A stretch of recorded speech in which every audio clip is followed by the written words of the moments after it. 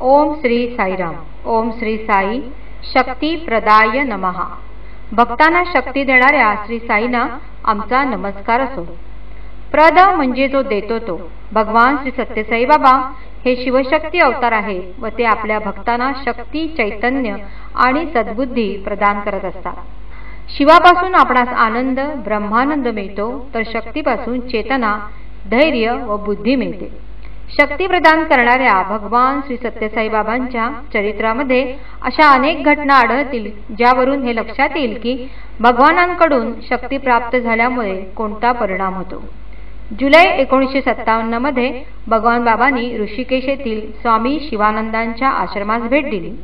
त्यांच्या स्वागतासाठी स्वामी शिवानंद हे चाकाच्या खुर्चीत बसून आपल्या शिष्य परिवारासमवेत भगवान बाबांना सामोरे गेले व दोन्ही हात जोडून त्यांनी भगवंताचे स्वागत केले। भगवानांनी अभयहस्त दर्शवून सर्वांना आशीर्वाद दिले। दुसऱ्या दिवशी भगवान बाबांनी हस्तसंचलनाने सोन्यात मढवलेली 108 रुद्राक्षांची माळ साक्षात केली व स्वामी शिवानंदांच्या गळ्यात घातली। तसेच विभूती साक्षात करून त्यांच्या भालप्रदेशावर लावली। त्यानंतर दररोज भगवान बाबा शिवानंद स्वामी व त्यांच्या शिष्य परिवारांसह उपदेशपर उपन्यास देत असत। एक दिवस भगवान बाबांनी काही फळे व विभूती साक्षात करून शिवानंद स्वामींना खाण्यास दिली। त्या क्षणापासून स्वामी शिवानंदांच्या प्रकृतीमध्ये विलक्षण सुधारणा घडून आली।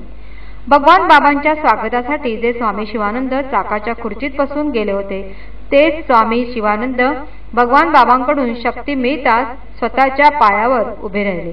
त्यांनी स्वतः फिरून मोठ्या उत्साहाने सर्व आश्रम भगवान बाबांना दाखविला। अशा प्रकारे शिवशक्ती रूप भगवान बाबांनी महान योगी असणाऱ्या स्वामी शिवानंदांना पूर्ववत केले। हे तर केवळ एक प्रातिनिधिक उदाहरण झाले।